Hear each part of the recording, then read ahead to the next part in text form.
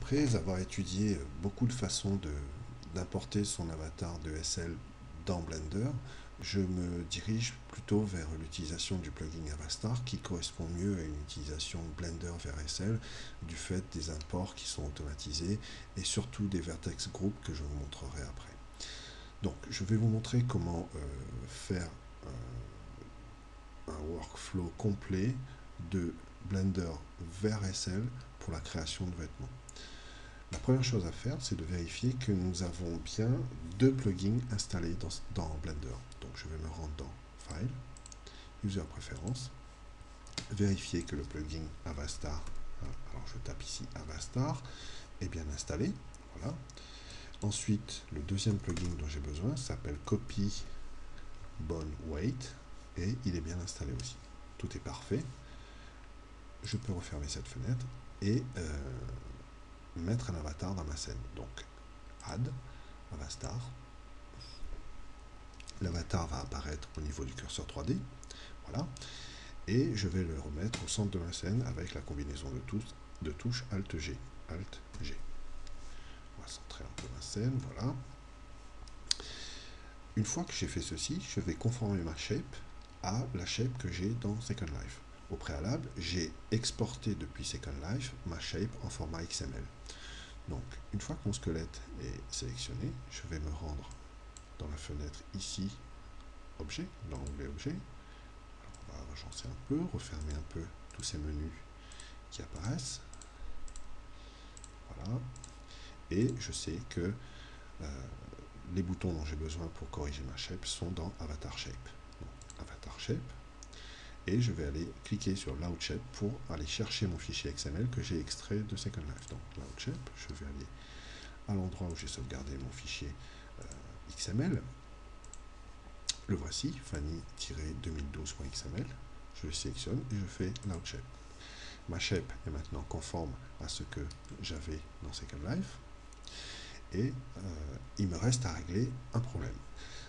Alors, dans Second Life, les avatars sont orientés d'une façon différente. C'est-à-dire que les X sont devant l'avatar et les Y pointent sur la gauche de l'avatar. Donc la règle à retenir, c'est dans Second Life, X devant, Y à gauche. Ici, dans Blender, on peut voir que les X qui sont représentés par la flèche rouge qui sont ici et l'axe rouge, les X sont sur la gauche et les Y sont derrière. Donc je vais devoir conformer la rotation de mon avatar Blender avec celui de Second Life. Pour ce faire, je vais essayer d'abord sélectionner le squelette, faire une rotation sur l'axe des Z, donc R, ensuite appuyer sur la touche Z pour limiter sur l'axe des Z, et taper au clavier numérique 90. Je valide avec la touche Entrée, et mon squelette et la shape qu'il contient a été orienté. Le fait d'avoir orienté le squelette et que la shape est suivie veut dire que la shape est modifiée par le squelette, ce qui est un peu normal. Toutefois, une fois que j'ai fait ceci, j'ai bien orienté mon avatar, mais il reste un problème à corriger. Alors j'appuie sur la touche N du pavé numérique et je vais replier les menus pour avoir un peu plus de vue. Voilà.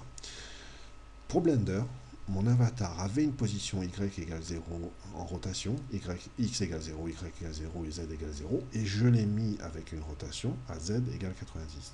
Donc pour lui, mon avatar est toujours à la base orienté comme précédemment, mais je lui ai appliqué une rotation de 90. Donc pour lui, ça n'est pas une position d'origine, c'est une position modifiée avec une rotation 90. Mais moi, je veux que pour lui, ce soit une position d'origine. Donc je vais aller dans, je vais m'assurer que le squelette est sélectionné, aller dans Object, puis Appli, Rotation. Vous voyez, tout est revenu à 0. Pour lui, le squelette est dans la position X égale 0, Y égale 0 et Z égale 0. Je vais ensuite cliquer sur le bas du corps et vous pouvez vous rendre compte que pour ce qui est de la shape, il a gardé que Z est égal à 90. Donc je vais aussi faire Appli, Rotation. Tout est passé à 0, donc c'est correct. La même chose pour le haut du corps. Appli, Rotation. La même chose pour la tête. Objet, Appli, Rotation. Donc tout est dans une position en 0. Je vérifie une dernière fois. Voilà. Je peux déjà sauvegarder ma scène comme une scène de base. Alors save, base, save.